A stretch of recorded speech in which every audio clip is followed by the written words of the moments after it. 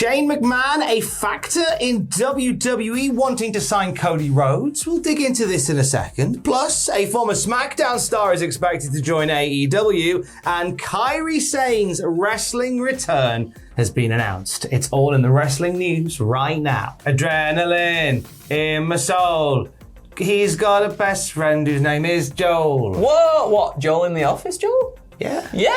Editor Joel. They're besties. Oh. Cody flavoured news once more, because that is the flavour of the week in the wrestling news. So, the Wrestling Observer has just been released into the world, or escaped, we're not sure. And Dave Meltzer writes, there is the belief that WWE, with the recent perception by fans as to the firing of Shane McMahon, probably was looking to make a major perception move, and Steve Austin and Cody Rhodes, for two very different reasons, both fit into that category. So Shane McMahon playing a factor in WWE wanting to sign Cody Rhodes. I mean, there is quite a negative perception around WWE by a lot of people for sort of the mass amount of releases and the lack of attention to fans in general. Yeah. So the idea that, like, with all that going on, maybe the overture to Cody Rhodes during this time is a way of going, we do listen to the fans and we are aware of the wrestling world around us. So we want to make some changes as to how we're perceived. Also is the whole idea of burying bad news a little bit, isn't it? With like, if you're doing things that people aren't massively happy about, you can say like, hey, Steve Austin's coming back. Yay! That guy from AEW, he's coming in. So the Shane McMahon, the recent elements with Shane McMahon, probably playing a factor in Cody coming in. Perhaps, yeah. I wonder if allegedly. I wonder if as well, obviously, you know, with us hearing about the morale backstage too in WWE, I wonder if bringing in a Cody Rhodes or a Steve Austin would help boost that a little bit as well, with the fans getting behind stuff, because I know we as wrestling fans, a lot of us do tend to complain about WWE, and that's obviously, I think, going to reflect on the wrestlers too when they see the things happening online and whatnot. So for something like this, and maybe getting everybody's like all hyped up about WWE again, this might be something nice for the company. Dave Jazz is on. Cody would be a huge coup for WWE right now, and with so many going the other way, and Jeff Hardy expected to follow, he likely came at a good time for a deal and for maximum interest in his return given its WrestleMania season. Like with AJ Styles, there is an expectation that the crowd reaction to Rhodes at first will be far more than McMahon anticipates. And you only have to watch a clip on YouTube of the AJ Styles debut. Yes. And the earth-shaking reaction to Roman Reigns. One of those big...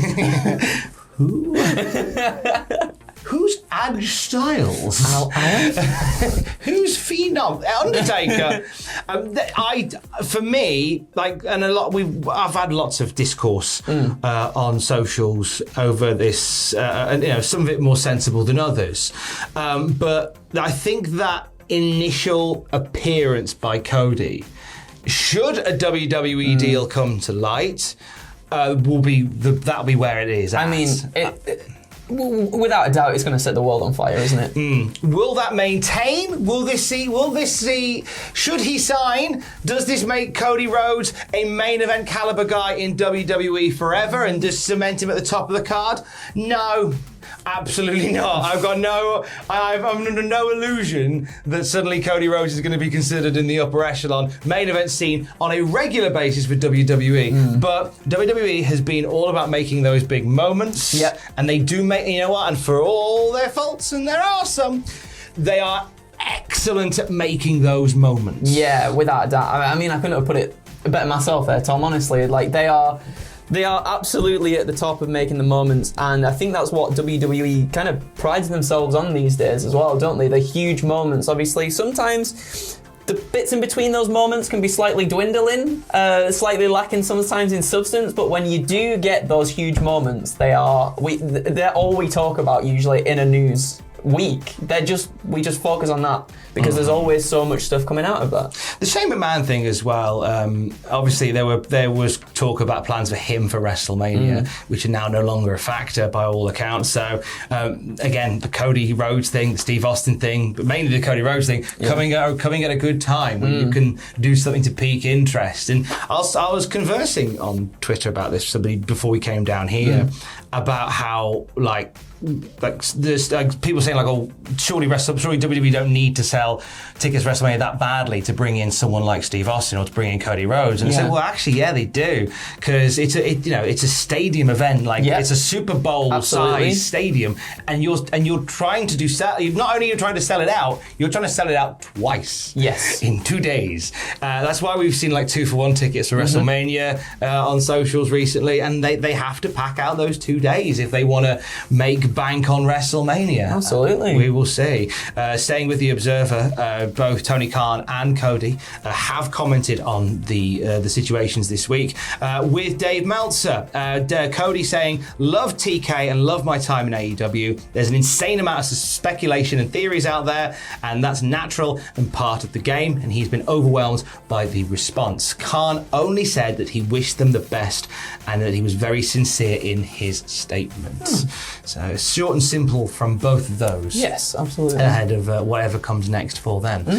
What is next for a former SmackDown star, Andrew? Oh, let me tell you. So Dave Meltzer, again, among the other sources, state that Shane Strickland, the former Isaiah Swerve Scott, is expected at some point in AEW. So the Observer also goes on to say he and AEW are in significant talks, and while the deal wasn't signed at last word, there's a very good chance he's coming in. That's Perfect fit. Yeah, Perfect honestly. fit. We said in the last video, you and I think a lot of people have WWE barely scratched the surface with Shane Strickland. And I think, show us some of the hardcore stuff that he could do as part of CZW, as well as some of that aerial excellence that he was showing off in NXT. Yes. You've got yourself a talent. You've got yourself TNT a star. champion, a future TNT champion. Oh, wow. Why not more? Why not? Well, I mean, we'll get there eventually. We'll get there eventually. I do want to see him and Sammy Guevara though. Oh, that'd be a fun time. That would just be an insane time. That would be a fun time. Yes. He made an in-ring return last night at New Japan Pro Wrestling Rivals, answering Jay White's US of J Open Challenge. We talked about that in the last video. It's a very good match. Shane Strickland he's effortlessly brilliant, is Shane Strickland. So I'm really excited to see whatever he does next. I'm here for it. And this was a very welcome bit of news that we end on here. Somebody that we thought was done, they ain't done at all, are they, Andrew? They definitely aren't. Kairi Sane has announced her wrestling return. So Stardom held a press conference promising fans a mystery woman would be unveiled. It turned out to be Kairi Sane, now no longer under WWE contract, who will be making her in-ring return for Stardom. And then Kairi may also return to her former ring name, Kairi Hojo, when she redebuts as well. Yeah, very nice. This was accompanied by a lovely picture on Twitter. Welcome home, Kairi, with the sort of pirate-esque cross compass background. I want to see more of the genius of the pirate queen. The genius of the sky is Io Shirai. That is. But I really want to see more of Kairi Sane doing what she does. It was when we heard the news, she was still under contract with WWE and she wanted to go over and do stuff in Japan, but unfortunately WWE wouldn't let her. It felt so sad because she's so good, and obviously Stardom is kind of like her home as well. She spent so long there too. She trained there. She came up in the business there, and to see her finally back is gonna be. I think it'll be emotional. Look at this Mark here. He is saying it's this, that, great. and the other, That's what it's all about. It's going to be really nice, isn't it? Mention Io Shirai there as well, because she's somebody that's sort of doing her thing in NXT right now. I can't help but feel there might be, down the road, the opportunity for her to come do stuff at Stardom again. Yeah. And Stardom stands on the precipice of this really exciting time where you've got a lot of these converging factors, some new talent that has been bubbling away there and working really hard, and then some of these talents who have been around the world now coming back. Could be a massive year for Stardom. I think it could be. Could be a massive year for Stardom, and Kairi Sane truly getting the ball rolling with a return announced at the press conference. Welcome back, Kairi Sane. If you want to find out a little bit more about Stardom, I was very honoured to be joined by the SWA champion Tekla, the Toxic Spider, on Desert Island Graps this week. Now, if you don't know the name, you will know the GIF. which is shows Tekla sort of Matrix style dodging a clothesline and then spider crawling backwards, peeling out into a spear. It's a phenomenal move. A move that nearly didn't happen in that match, as she tells me on Desert Island Grabs. And the way that she discovered wrestling is unlike anyone else I've ever, any other description ever. Like nobody got into wrestling the way that Tekla from Stardom did. And yeah, you got to hear it. It's on the podcast feed right now. Subscribe to the podcast feed for daily wrestling news, classic reviews, interviews, and a whole lot more. You're a busy man, you aren't you? I'm gonna have a little sleep this weekend. I'm off now till Thursday after this. I'm gonna go and have a lovely time. And until we speak again, Keys. Love you, bye.